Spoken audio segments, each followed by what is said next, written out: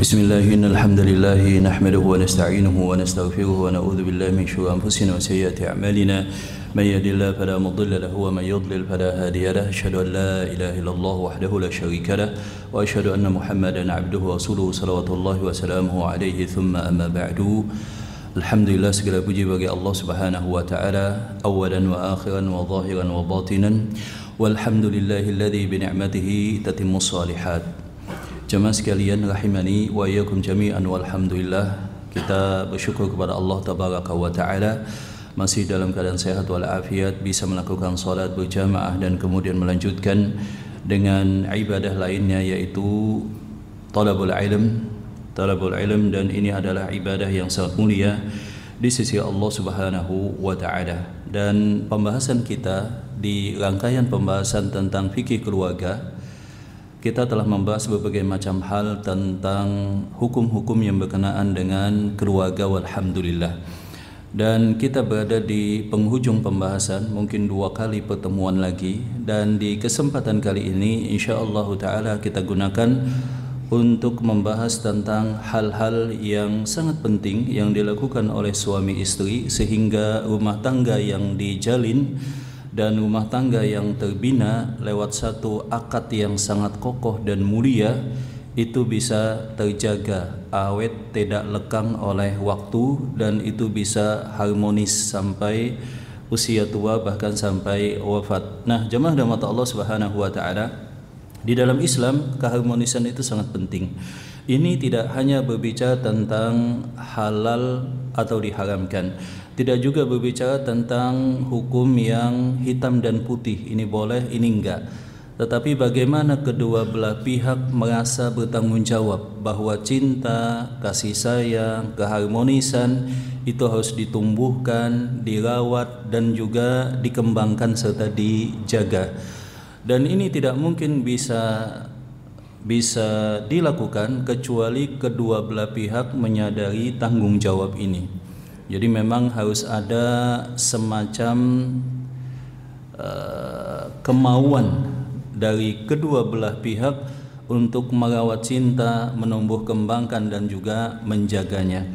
Nah, jemaah rahmat Allah Subhanahu wa taala, sebagaimana telah kita pahami bersama bahwa suami istri itu datang dengan latar belakang yang berbeda, dari keluarga yang berbeda, terkadang suku yang berbeda, demikian juga psikologis dan kebiasaan yang berbeda, dan hal-hal yang lainnya.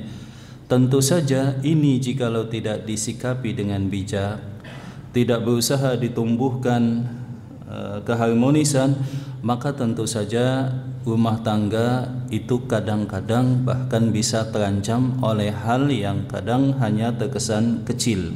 Nah, jemaah rahmat Allah Subhanahu wa taala, kita akan menutup, menjadikan penghujung kajian kita dalam fikih keluarga ini tentang 2 hal.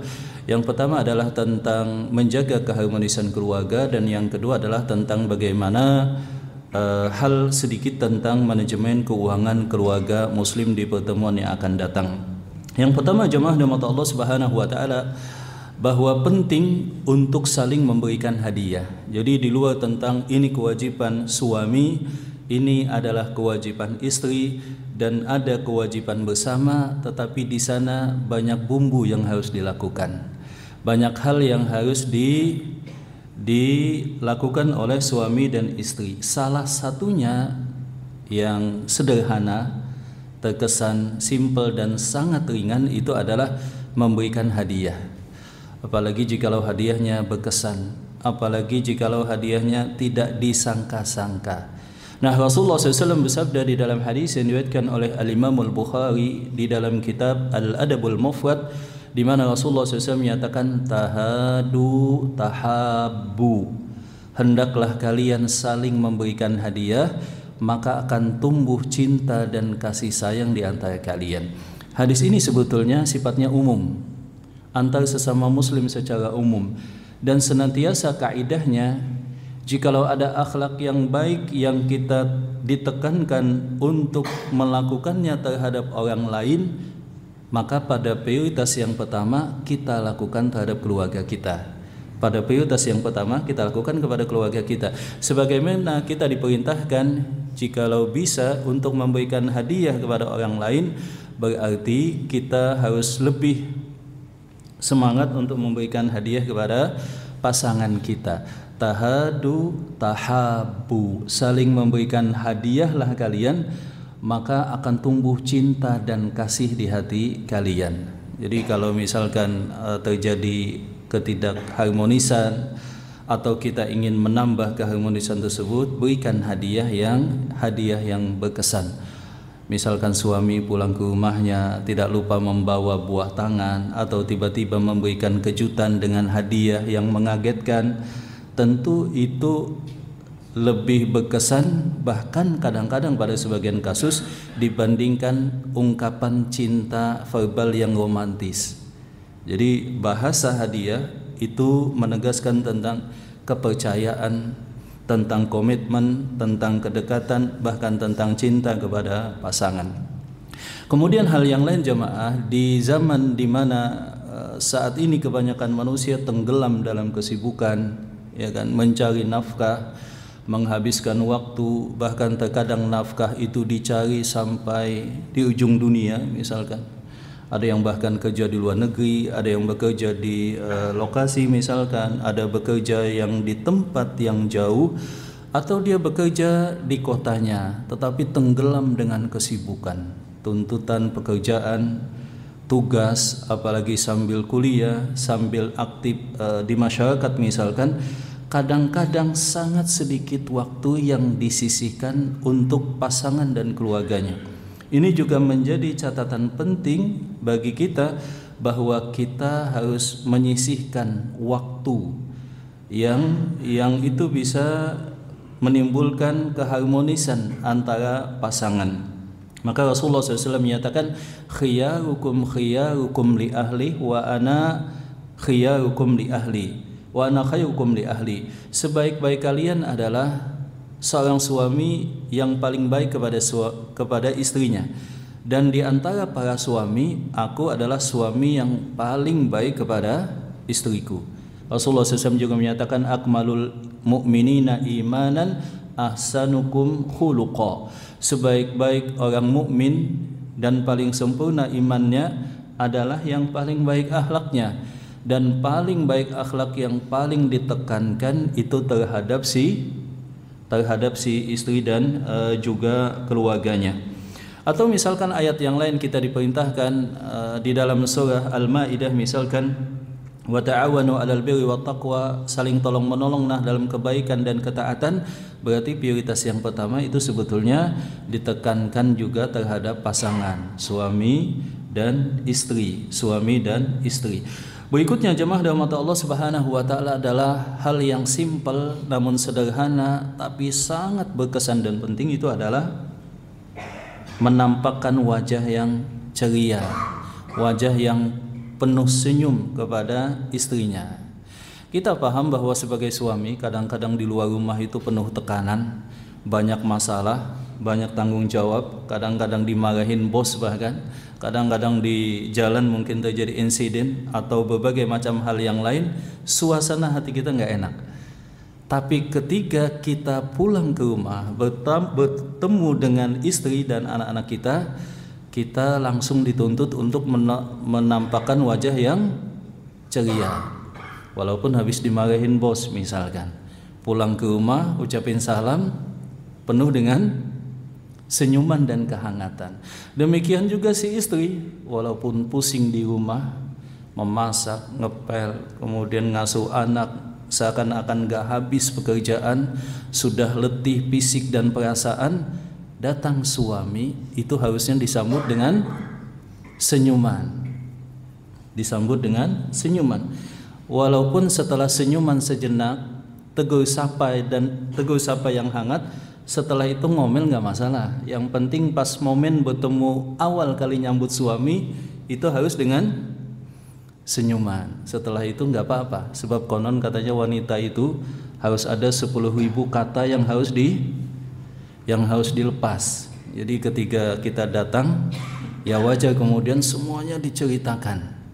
Nggak masalah seorang suami sambil ngopi, sambil teh, sambil mikirin yang lain.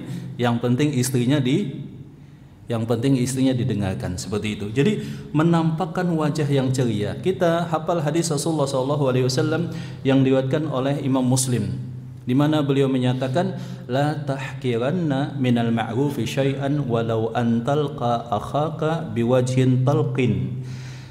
Janganlah kalian menyepelekan kebaikan sekecil apapun, walaupun itu hanya dalam bentuk berjumpa dengan saudara engkau dengan wajah yang ceria dan manis. Nah, ini saja ditekankan kepada sesama muslim, kepada tetangga, kepada muslim, kepada rekan kerja, apalagi jikalau kepada si istri. Jadi kita harus berwajah ceria. Tentu saja tidak bisa semua, tetapi dominannya kita lakukan demikian. Yang selanjutnya jemaah rahmat Allah Subhanahu wa taala, pujian. Apalagi misalkan wanita itu adalah konon makhluk yang butuh banyak pujian. Maka seorang suami tidak pelit dengan pujiannya. Masakannya sebetulnya enggak enak, tapi mau enggak mau dipuji. Itu luar biasa, Pak. Jadi memberikan pujian dan panggilan yang romantis. Misalkan Rasulullah SAW itu kan kepada istri beliau dipanggil Humaira, atau nama Aisyah itu menjadi Aish. Ya, wahai Aish, tadi Jibril mengucapkan salam kepada engkau.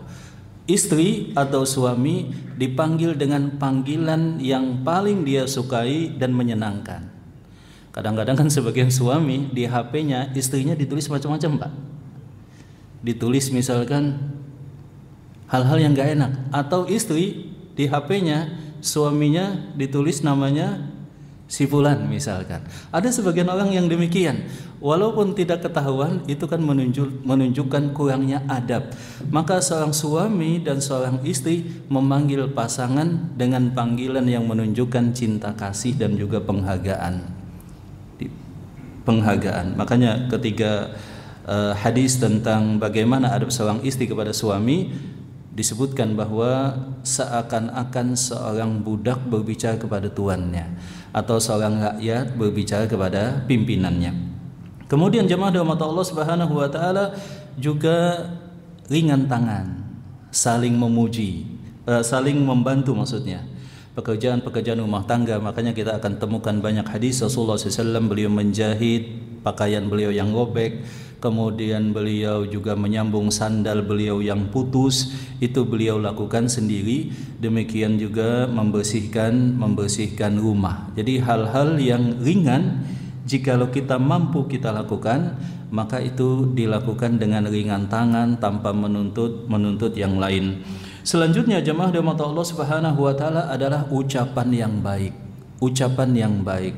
Banyak pilihan narasi, banyak pilihan diksi dan kalimat, tetapi seorang suami yang baik terhadap istrinya, demikian juga istri yang baik terhadap suaminya, dia wajib memilih pilihan-pilihan kata yang baik.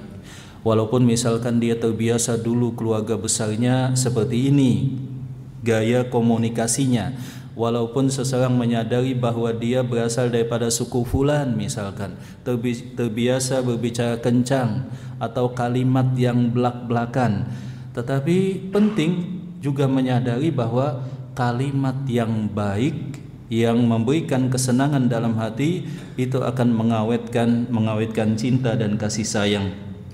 Berikutnya jemaah rahmat Allah Subhanahu wa taala adalah keterbukaan. Jadi penting memang untuk menjalin keterbukaan antara suami dan istri. Tapi di sisi yang lain juga rahasia harus dijaga. Kecuali jikalau ada maslahat. Misalkan ada seorang wanita di zaman dulu datang kepada Rasulullah SAW mengadukan, ya Rasulullah, suami saya ini pelit, sedangkan saya punya anak dan kami haus makan.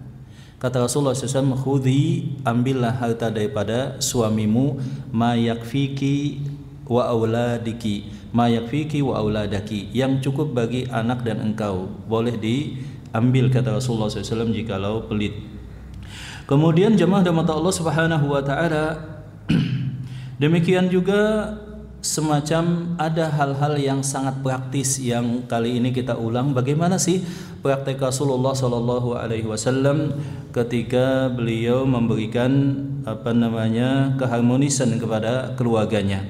Contohnya misalkan jemaah rahmat Allah Subhanahu Wa Taala, beliau romantis meskipun saat haid, dan seorang suami wajib bersabar atas kondisi tersebut. Jadi sebagaimana kita ketahui bahwa haid itu adalah sesuatu yang merupakan sunnatullah, telah Allah Subhanahu Wa Taala takdirkan atas Bani Adam di kalangan wanita, maka ada siklus haid.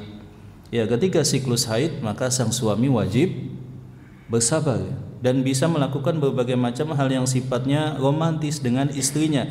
Illan nikah, if'al ma syi'ta illan nikah. Bisa dilakukan apapun kecuali hanya berhubungan badan. Maka Rasulullah SAW tetap romantis walaupun sang istri sedang haid, dan bersabar suaminya menunggu haidnya sampai selesai. Satu sisi mungkin saja karena tidak tersalurkan, seorang suami mudah tersulut emosinya ketika istrinya haid, begitu Pak ya. Godaan di luar sangat banyak, ya kan, masalah juga numpuk, istri juga di rumah haidnya tidak 2-3 hari tetapi bahkan 10 hari misalkan, begitu ya.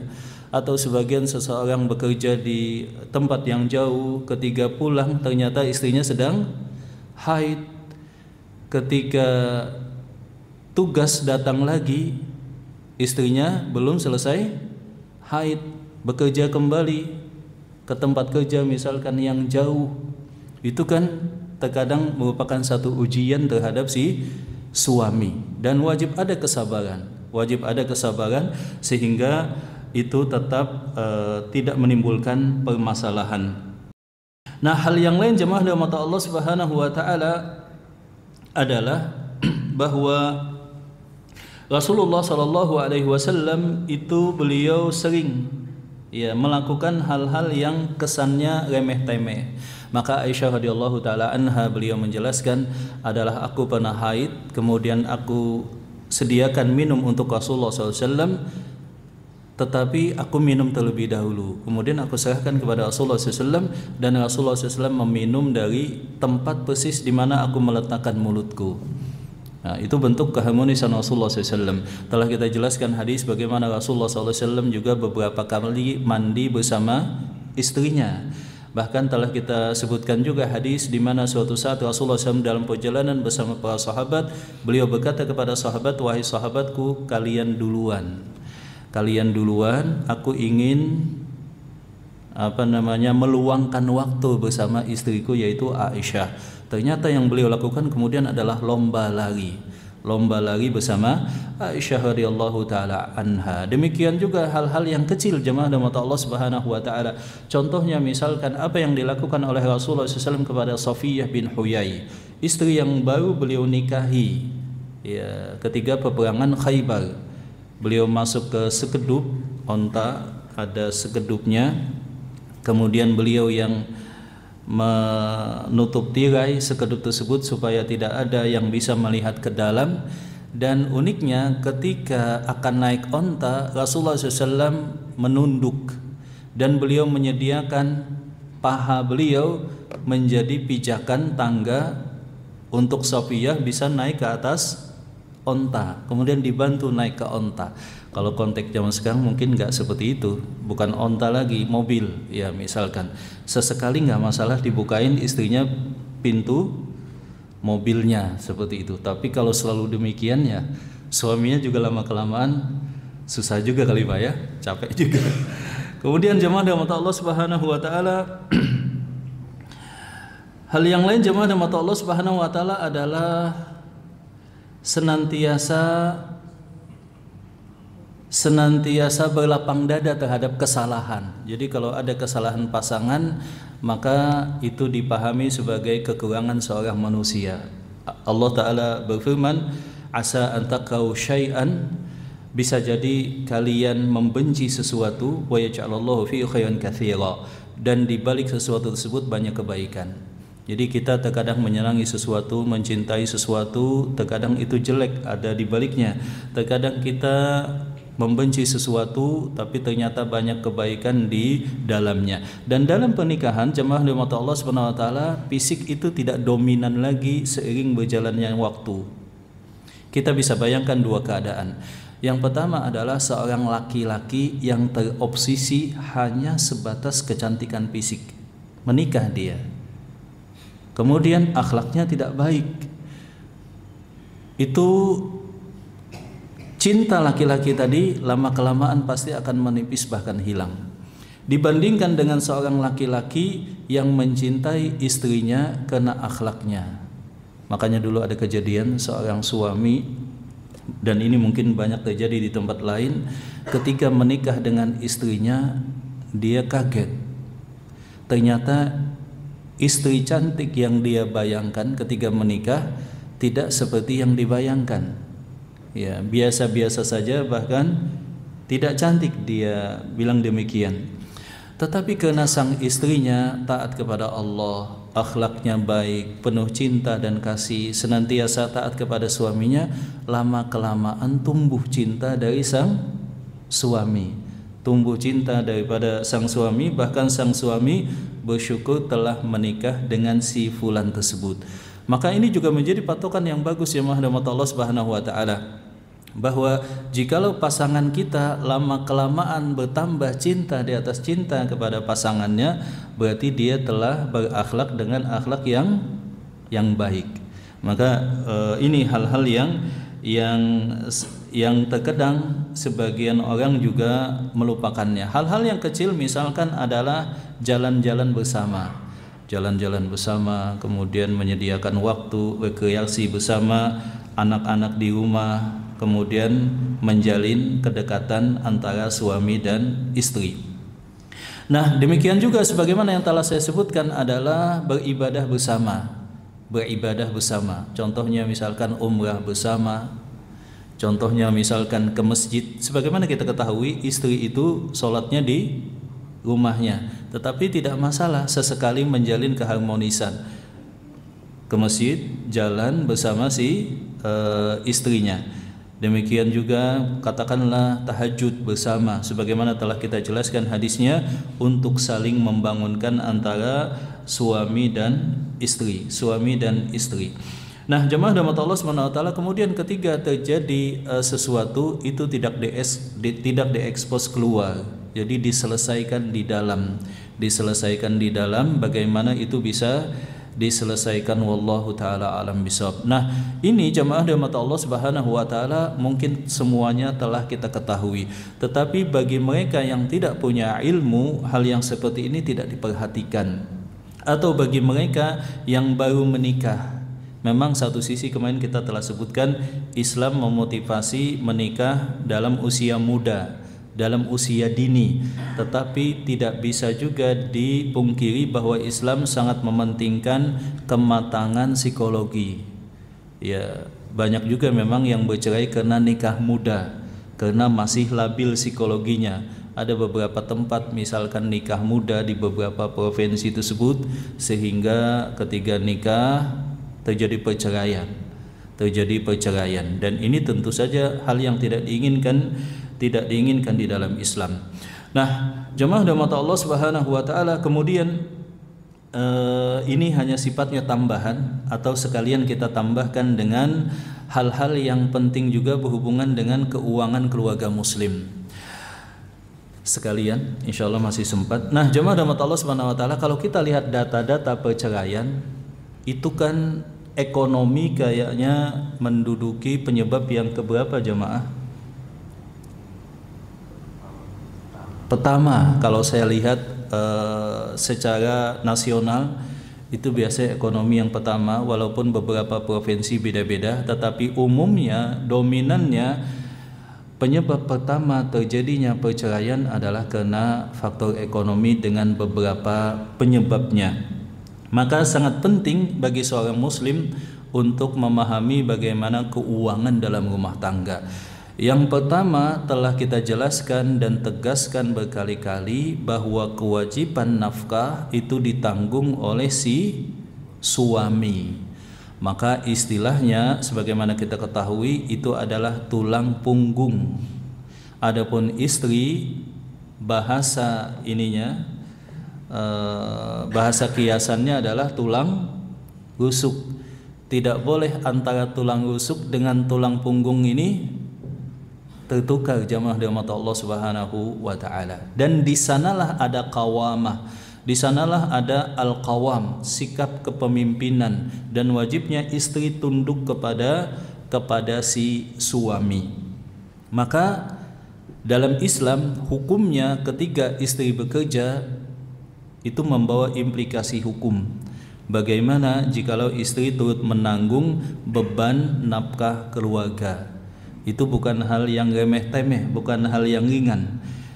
Harus ada komunikasi, kemudian tahu hukumnya, kemudian diminta keridhaannya, dan dikomunikasikan bagaimana hal yang demikian tidak mengganggu kehidupan rumah tangga. Kemudian jamaah dirahmati Allah Subhanahu wa taala, seorang suami itu wajib berusaha maksimal, dan itu adalah ibadah yang sangat mulia dalam mencari rezeki dengan standar target kehidupan layak minimal jemaah. Dan ini tentu saja merupakan kewajibannya. Berdasarkan hadis Rasulullah SAW yang diriwayatkan oleh Abdullah bin As, di mana Rasulullah SAW menyatakan, "Kafa bil mar'i ithman ayyudai'a may yaqut." Cukuplah seorang suami itu berdosa ketika istrinya, anaknya mengalami kesulitan, kesusahan ekonomi ketika dia tidak berusaha maksimal.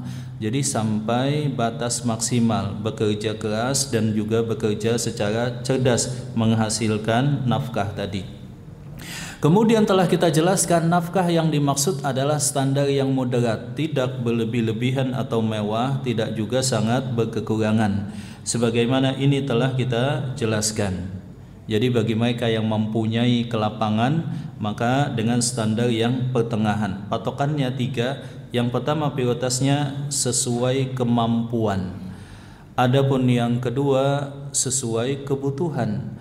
Adapun yang ketiga, jemaah rahmat Allah Subhanahu wa taala, adalah kebaikan yang dilebihkan daripada si suami. Jadi patokan yang pertama itu sesuai kemampuan dulu. Kebutuhan menyesuaikan. Jikalau ada kelapangan, maka patokan yang kedua. Jikalau ada kelapangan lagi, maka tergantung si suami jikalau dia ingin memberikan lebih, wallahu taala a'lam bishawab. Kemudian kita ulangi lagi, yang wajib dinafkahi itu ada 3. Istri, kemudian anak, kemudian orang tua. Bagi seorang pemuda yang belum menikah, jelas dia memprioritaskan orang tuanya. Adapun bagi pemuda yang sudah menikah, maka dia menafkahi ketiganya, atau sebagian para ulama berpendapat prioritas pada istri dan anaknya. Kemudian jikalau orang tuanya membutuhkan, dia juga memperlakukan sama atau bahkan lebih penting daripada keluarganya. Tetapi jikalau orang tuanya mampu, maka yang demikian tidak menjadi kewajiban yang ditekankan. Sebagian para ulama menyebut tetap istri dan anak berada pada prioritas yang pertama, kemudian prioritas yang kedua adalah pada orang tua. Prioritas yang pertama itu disepakati ketika laki-laki belum menikah. Wallahu taala alam bishawab. Kemudian yang kedua, sebagaimana telah kita ketahui, kemudian yang berikutnya jemaah rahmat Allah SWT, sebagaimana kita ketahui di dalam Islam itu yang pertama konsepnya pisah harta. Ini telah kita sebutkan. Supaya bisa pisah harta, ada perjanjian pranikah. Kalaupun tidak sempat pranikah, perjanjian pasca nikah. Tetapi pasca nikah perjanjiannya tidak sekuat pranikah untuk pisah harta, kepemilikan aset, di luar tentang tentu saja hadiah, warisan dan yang semacamnya. Jadi pisah harta, jemaah rahmat Allah Subhanahu wa taala, ini sangat penting. Kemudian si suami wajib menafkahi dan dia mempunyai keleluasaan pada harta dia. Si istri memiliki kontrol penuh pada keuangannya. Jadi si suami itu dia tidak diwajibkan sebagaimana telah saya sebutkan untuk memberitahu gajinya kepada si istri. Sebab banyak lapangan kebaikan kalau seorang suami dengan izin Allah lapang ekonominya. Contohnya misalkan dia membantu keluarganya, contohnya banyak berinfak, contohnya hal-hal yang lain misalkan. Beda hal jikalau dia telah dipegang si istri. Saya telah sebutkan kasus-kasus yang unik dalam hal ini ketika dipegang oleh sang istri, dan ini berbeda dengan sebagian tempat yang adat istiadatnya berbeda. Contohnya di Saudi misalkan. Di Saudi keuangan dipegang oleh suami, kemudian suami memberikan apa yang dibutuhkan oleh si istri. Yang berikutnya jemaah rahmat Allah Subhanahu wa taala, jikalau mampu maka sang suami itu mengamankan nafkah selama 1 tahun. Jadi Rasulullah SAW pernah memberikan nafkah ketika beliau mempunyai kelapangan untuk 1 tahun terhadap istri-istrinya.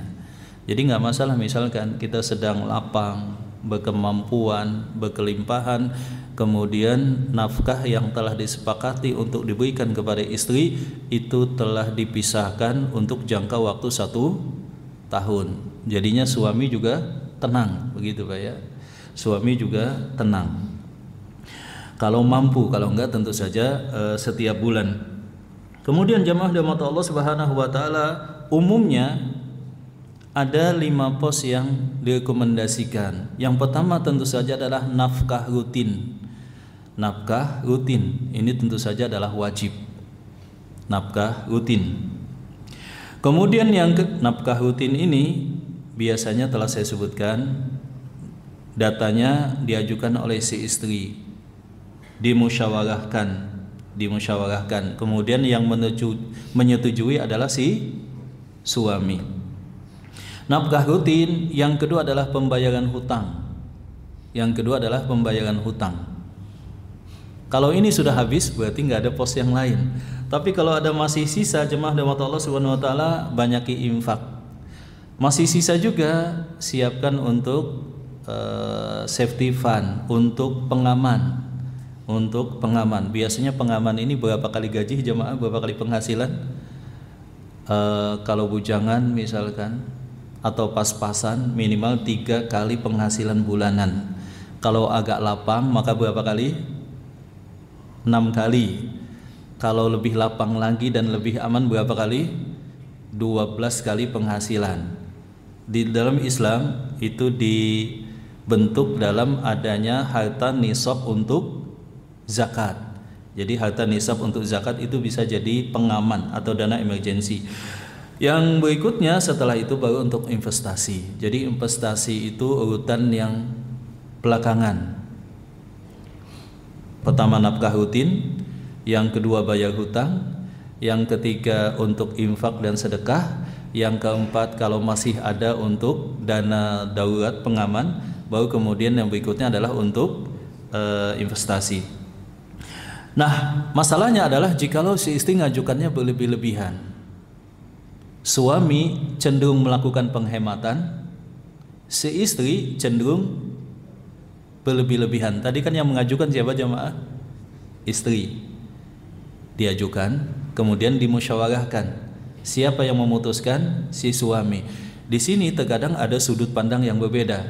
Istri kalau diminta, misalkan suami berkata ke istrinya, "Wahai istriku, tolong dicatat semua kebutuhan kita bulanan." Wah, itu kalau begitu listnya pasti akan panjang jemaah, ya kan?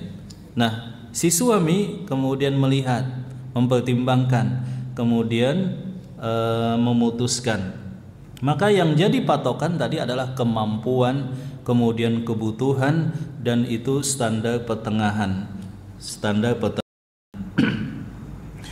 Kemudian juga sang suami dan sang istri itu wajib mengedukasi keluarganya tentang keuangan. Jadi suami memberikan pencerahan kepada istrinya tentang kecerdasan finansial, tentang pentingnya mengatur keuangan yang bijak, tentang pentingnya pengaman dalam ekonomi keluarga, tentang pentingnya hal-hal yang lain. Demikian juga terhadap sang anak.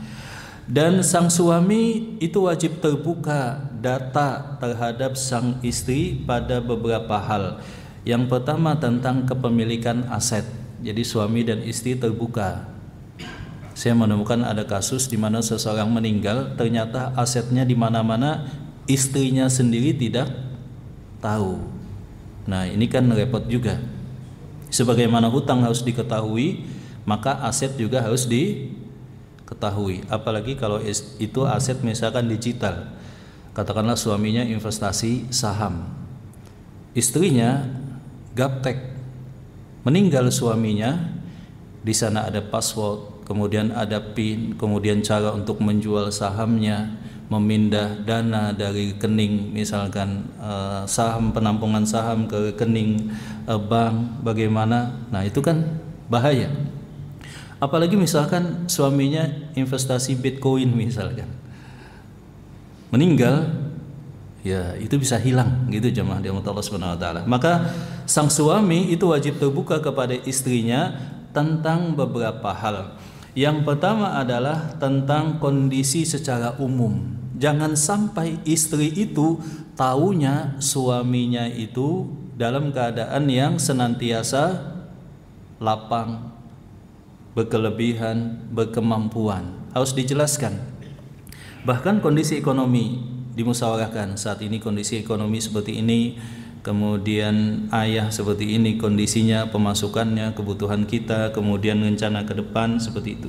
Kemudian juga berbagi data tentang hutang piutang, berapa hutang suami, berapa hutang si istri. Kebanyakan sih suami, tapi ada beberapa kasus sang istri ikut arisan di mana-mana, ya kan? Kemudian tidak terbuka kepada si suami. Akhirnya kemudian yang ditagih adalah si suami, kaget. Jadi berbuka data tentang hutang piutang. Kemudian juga sang suami wajib terus terang jikalau dia menikah lagi. Tidak boleh dia diam-diam seperti itu. Selanjutnya jemaah rahmat Allah Subhanahu wa taala, seorang suami juga wajib melakukan mitigasi risiko ekonomi. Jadi mitigasi risiko ekonomi itu adalah melihat bagaimana ke depan kondisi ekonomi, sehingga sang suami telah bersiap dengan berbagai macam rencana pengaman. Di dalam ekonomi biasanya ada yang disebut dengan stress test, di mana seorang suami membuat simulasi bagaimana ya ekonomi keluarga saya jikalau saya sudah memasuki masa pensiun. Buat simulasi. Bagaimana ya jika ekonomi keluarga saya kalau tiba-tiba terjadi PHK? Buat simulasi apa yang bisa dilakukan, apa yang terjadi, dan bagaimana pengamannya. Bagaimana misalkan kalau kepala rumah tangga sakit atau misalkan meninggal bahkan. Jadi pada tahapan yang lebih serius suami juga harus mempersiapkan yang demikian. Nah, jemaah rahmat Allah Subhanahu wa taala, secara umum pada kondisi yang tidak mengenakan, maka pasti biasanya sarannya itu baku. Yang pertama biasanya adalah frugal living. Frugal living itu maksudnya dia hidup secara sederhana. Dia hidup secara sederhana. Sederhana itu maksudnya fungsional. Kemudian tidak memaksakan. Nah, yang kedua pasti biasanya dia menambah pemasukan, mencari side income yang lainnya, side hustle yang lainnya. Dia cari pemasukan yang lain sehingga ekonominya membaik. Kemudian dia menabung, investasi dan lain-lain yang sangat praktis yang disebutkan oleh para ahli keuangan. Intinya dua hal ini penting jamaah, menjaga keharmonisan, menstabilkan ekonomi. Ini sangat penting dalam kehidupan rumah tangga. Maka ini mungkin pembahasan tentang rumah tangga yang kita bahas. Kita sudah membahas beberapa hal yang sangat penting, dan saya rasa cukup insyaallah ya pembahasan keluarga kita. Kita akan membahas hal-hal yang lain insyaallah ke depannya. Jadi rencana 2 kali ini saya ringkas saja menjadi 1 kali pertemuan. dan kita perbanyak diskusi jamaah. Silakan mungkin ada pertanyaan tentang menjaga keharmonisan dan menstabilkan ekonomi keluarga. Nah, di sini berarti sang suami itu wajib cerdas secara finansial. Dia harus tahu tentang apa itu uang, bagaimana mengembangkan, bagaimana menggunakan, ya seperti itu. Wallahu taala a'lam bishawab. Nah, silakan jamaah. Ada pertanyaan tentang dua poin ini yang sangat penting, menumbuhkan keharmonisan dan menstabilkan keuangan keluarga. Seperti itu. Silakan jamaah. Sebab dua ini berkontribusi besar terhadap perceraian. Yang pertama adalah cekcok, yang pertama adalah ekonomi, yang kedua adalah percekcokan, pertengkaran di rumah tangga. Yang pertama karena ekonomi yang bermasalah, yang kedua adalah karena tidak adanya keharmonisan, Silahkan jemaah, ada pertanyaan? Diskusi pada pertemuan terakhir fikih keluarga ini.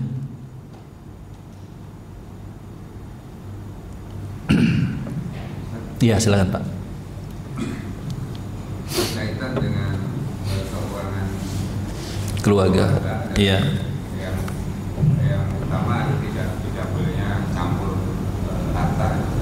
Iya, betul Pak. Dengan seorang suami yang punya sebidang tanah, dibuat kebun, kemudian terlibatlah istrinya di situ untuk menggarap dan lain sebagainya. Hasilnya kemudian juga digunakan untuk sepenuhnya keluarga. Gimana kalau bukan seperti itu? Iya, jadi kita pahami tadi prinsip tentang pisah keluarga. Kalau tentang pisah keluarga, berarti yang bertanggung jawab adalah si suami untuk menjamin keamanan, kebutuhan ekonomi keluarga. Lalu bagaimana jikalau ada kontribusi siapa tadi? Istrinya. Maka dilihat mana cara yang terbaik dan paling cocok. Yang pertama adalah berarti berbagi kepemilikan. Kalau ada kontribusi, berarti berbagi kepemilikan. Misalkan kebun ini dikelola bersama, beli bersama, disepakati, berarti ini adalah harta bersama sesuai kontribusi. Itu yang pertama pilihannya, opsinya berbagi kepemilikan. Atau yang kedua adalah adanya kompensasi karena istrinya ikut ngurus usaha si suaminya terhadap kontribusi yang diberikan oleh istrinya. Jikalau orang lain saja karyawan ada namanya gaji, maka di luar nafkah harusnya ada kompensasi terhadap kontribusi si istri. Tidak bisa berbagi kepemilikan, tidak bisa juga ngasih kompensasi di luar nafkah wajib, maka harus ada komunikasi. Wahai istriku, karena engkau juga ikut ngurus ini, maka yang penting adalah bahwa engkau ridho dan tidak merasa apa istilahnya Pak ya, bahasa belak-belakannya itu apa ya, merasa tidak dibebani apa yang bukan menjadi kewajiban, supaya kelak lepas ketika di akhirat, ketika dihisab, begitu Pak. Jadi 3 pilihan. Apa tadi? Berbagi kepemilikan, kasih kompensasi. Yang ketiga apa? Minta ridho. Wahai istri, ini sebetulnya bukan kewajiban engkau, tapi engkau ikut ngurus usaha suamimu. Nah, harus minta ridho terlebih dahulu. Seperti itu. Itu memang jarang terpikirkan oleh kebanyakan pasangan saat ini. Tentang 3 hal tadi. Berbagi kepemilikan atau kasih kompensasi, atau kalau keduanya tidak bisa, ya minta ridho kepada si istri. Ya, ada yang lain silakan. Ya.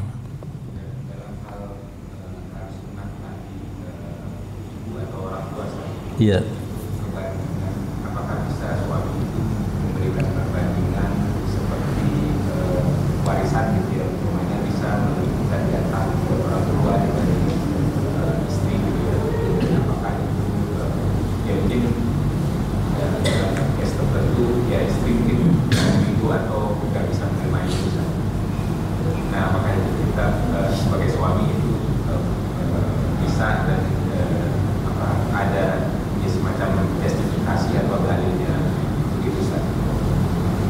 Iya. Jadi para ulama menyatakan secara umum yang wajib dinafkahi itu ada 3. Wa yas'alunaka madza yunfiqun qul ma anfaqtum falil walidaini wal aqrabin. Bahwa nafkah itu diberikan kepada orang tua dan juga keluarga inti maksudnya. Keluarga inti di sana maksudnya adalah istri dan anak-anak. Kemudian kedua orang tua sebagaimana kita ketahui itu adalah orang tua kita. Ya, orang tua kita, bukan mertua ya, orang tua kita gitu maksudnya. Orang tua si suami. Jadi suami tidak wajib menanggung nafkah siapa tadi? Orang tua istri. Sebagian kan mungkin berlebih-lebihan, suaminya dituntut, mertuanya juga dinafkahi, saudara-saudara istri juga dinafkahi misal. Enggak, yang menjadi prioritas itu adalah keluarga inti, kemudian orang tua. Nah, perinciannya tadi adalah ketika masih bujangan, harta si anak itu juga adalah harta si orang tua. Para ulama memberikan catatan itu ketika masih belum nikah. Adapun ketika masih menikah, sang anak tetap prioritasnya adalah berbakti kepada orang tua. Jadi suami lebih wajib berbakti kepada orang tua ya daripada dia kepada si istrinya. Dan di dalam hal nafkah, maka para ulama membahasnya bahwa istri dan anak berada pada prioritas yang pertama kebanyakan para ulama. Orang tua kalau sudah menikah itu bentuk baktinya jikalau mereka membutuhkan. Orang tua itu kan macam-macam, ada yang mampu, ada yang tidak mampu. Jadi di sana mungkin tidak ada angka, tidak ada persentasi juga, tetapi seseorang bisa menimbang dengan bijak dan mengkomunikasikannya. Dan di sini putusan memang ada di tangan si suami, bukan di tangan si istri. Tentu saja beda-beda. Ada standar ketika seseorang pas-pasan, ada standar ketika seseorang sudah agak lapang, ada standar berkelebihan. Ada 3 dan itu masing-masing tidak bisa disamakan. Wallahu taala alam bisawab. Nah, si istri yang baik itu harus mendukung suaminya juga kalau mau berbakti kepada orang tuanya, bahkan mengingatkannya. Seperti itu.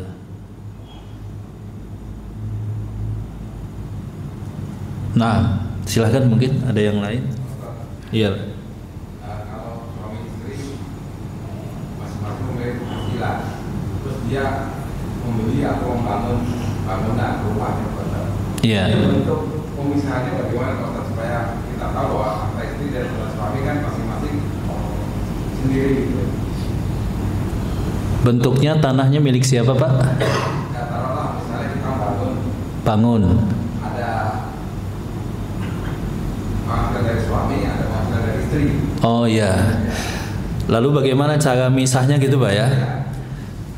Kalau kontribusi berdua, maka pemisahannya berdasarkan kontribusi. Jadi dari awal disepakati misalkan bangun rumah, kemudian disepakati pisah harta. Si suami sekian persen, si istri sekian persen. Kalau belum didata, diingat-ingat tracking datanya. Oh, berarti suami sekian persen kepemilikannya, si istri sekian persen kepemilikannya. Atau lebih simpel, suami juga bisa menghibahkan kepada istrinya, itu pilihannya. Atau hal-hal yang lainnya. Jadi pemisahan harta ketika pada satu objek di dalam Islam tetap bisa dimungkinkan. Makanya di dalam Islam itu ada kan konsep syirkah tamlik dan juga konsep syuf'ah. Syirkah tamlik itu adalah pada satu objek yang sama ada beberapa kepemilikan.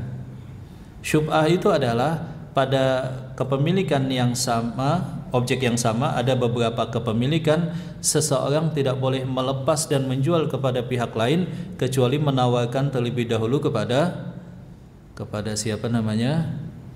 Pemilik yang lain. Seperti itu disebut dengan salah satu bentuk syuf'ah. Nah, Jadi dilihat datanya, misalkan suami mau investasi beli satu aset. Sebab hal yang penting juga memang di dalam stabilisasi ekonomi itu adalah membangun aset. Membangun aset kan, kalau investasi itu ada yang liquid, yang ada yang tidak liquid. Salah satunya sebagai tulang punggung investasi tentu saja adalah properti misalkan. Nah, ketika seseorang membeli aset dalam upaya dia membangun portofolio aset investasi dia, kadang-kadang kan suami nggak mampu, penghasilannya sudah banyak untuk nafkah keluarga, sehingga ketika dia eksekusi satu aset, dia joint income dengan si istrinya. Nah, ketika akan membeli tadi disepakati dulu, apakah ini milik istri, berarti suami ngasih hadiah ke istri, ataukah milik bersama, berapa persentasi kepemilikannya, seperti itu. Kalau di tempat kita ada konsep satu aset milik bersama nggak Pak? Di hukum kita, saya belum cek juga. Kalau balik nama memang harus suami istri Pak ya.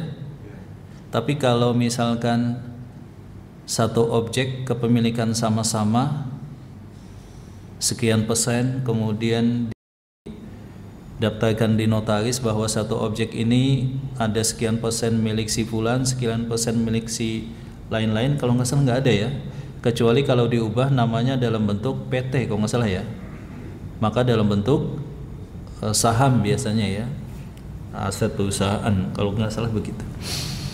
Jadi begitu Pak.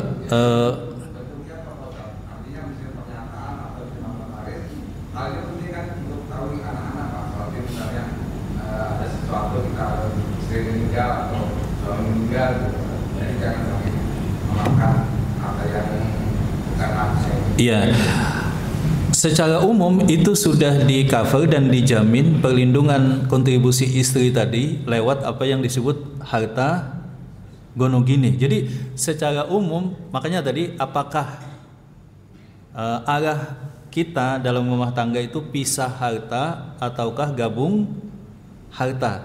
Kalau gabung harta nggak ada masalah, berarti si suami sudah merelakan hartanya untuk si istrinya setengah ketika dia yang dominan dalam menghasilkan harta. Kalau bentuknya adalah pisah harta, dalam bentuk pisah harta berarti kan harus jelas kepemilikan. Satu rumah, ini rumah siapa? Istri kah, suami kah? Dan itu harus ada kesepakatan. Solusinya supaya bisa lepas dari gonogini itu, yang pertama perjanjian pranikah, yang kedua perjanjian pasca nikah, tapi supaya lebih kuat itu harus dinotaris. Yang ketiga solusinya adalah istri memahami posisinya bahwa dia tidak berhak secara otomatis atas persentase 50%. Ya, jadi istri memang yang nahan diri. Kalau terjadi perceraian, kalau suami meninggal, istri paham posisi. Oh, hak saya bukan 50%. Kalau warisan hanya 8%, 1/8 atau 1/4 misalkan. Kalau perceraian misalkan apa saja yang sudah dihibahkan. Kalau kesepakatannya kontribusi, kemudian persentase, nah itu kemudian disebutkan. Tapi ribet memang Pak ya. Kalau satu aset suami 30%, suami 60%, istri 40%. Yang lebih aman ya dihibahkan kalau sama-sama ke istri. Jadi suami fokus pada harta yang murni menggunakan uang dia. Kalau alasannya adalah simplikasi kan harusnya begitu. Udah deh karena ini sama-sama untuk istri, atau misalkan ditebus dari istrinya atau semacamnya. Intinya pisah harta itu adalah jelas, baik kepemilikan ataukah persentase kepemilikannya. Walaupun memang agak ribet sih, agak ribet kalau satu aset yang sama, satu aset yang sama. Salam ya, silahkan Pak. Ada satu kasus seorang teman membeli sebuah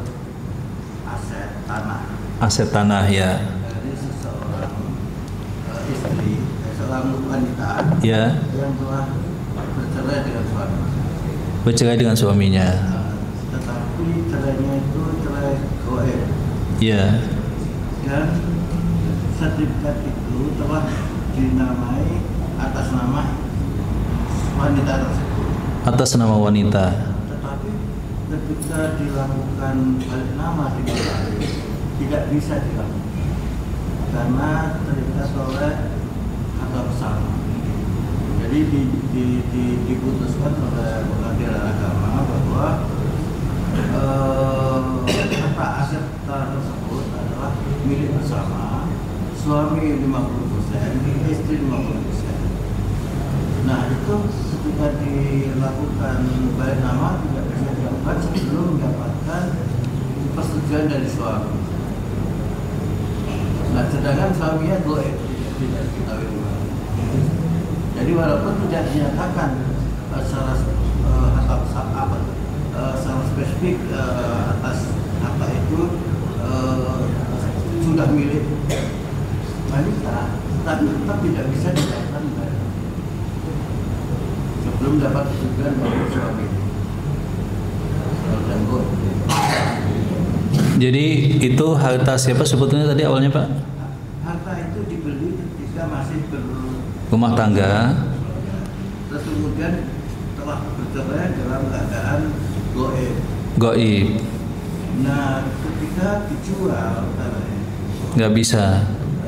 telah dilakukan jual beli, tetapi ketika dia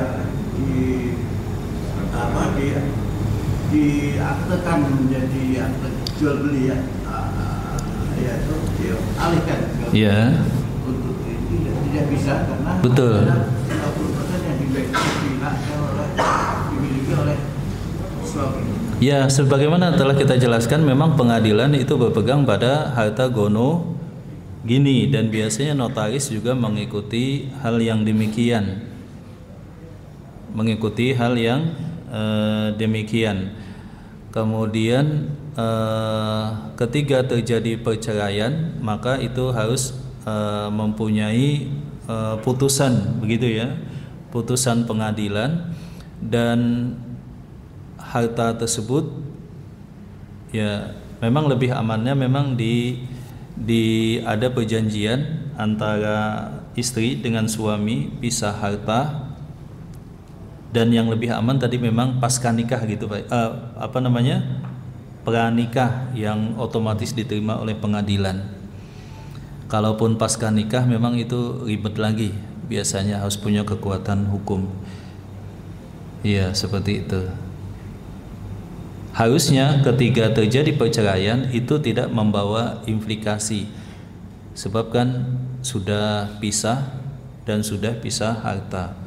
Tetapi memang sebagian notaris sangat hati-hati saya lihat ketika melakukan transaksi, dilihat lagi datanya, ini harta dihasilkan sesudah perceraian ataukah sebelum perceraian, kemudian dimintai pembuktian.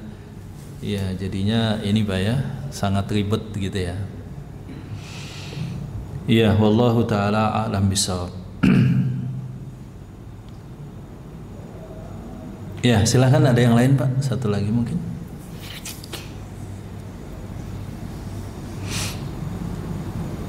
Ya, ini ada plus minusnya memang. Harus disetujui oleh suami dan istri. Harus disetujui oleh suami dan istri untuk transaksi properti, di notaris. Itu memang salah satu hal yang juga kadang-kadang menimbulkan masalah. Suami tidak bisa langsung menjual kecuali ditandatangani oleh istri. Wallahu taala alam bishawab. Beda hal kalau beli. Kalau beli wajib suami istri nggak Pak? Beli rumah? Enggak, ya kan? Tapi anehnya ketika jual wajib dengan istri. Ya, harusnya kan sama, membeli sama-sama. Kalau yang membeli si suami, harusnya yang menjual juga adalah si suami lagi, begitu. Ini memang menyisakan banyak masalah hukum. Memang dalam Indonesia ini hukumnya begini Pak, tumpang tindih. Ya, saya saja contohnya begini Pak. Saya mengalami juga masalah hukum. Ada satu masjid yang itu terkena proyek pemerintah. Karena sudah sertifikat wakaf, maka harus dicari lokasi lain. Dalam peraturan undang-undang dan juga keputusan presiden bahwa yang menjadi patokan itu adalah dari pihak KJPP, appraisal. Yang penting tepat sama. Wakaf sebelumnya katakanlah tanahnya 2 juta, yang berikutnya juga harus ditaksir 2 juta. Kalau lebih kurang maka kompensasinya bisa lebih luas. Tetapi anehnya itu undang-undang, kemudian keputusan presiden, kemudian ada lagi keputusan Menteri Agama bahwa yang menjadi patokan selain KJPP itu adalah NJOP. Padahal NJOP itu sudah dicoret dari keputusan presiden untuk perpindahan aset wakaf tadi.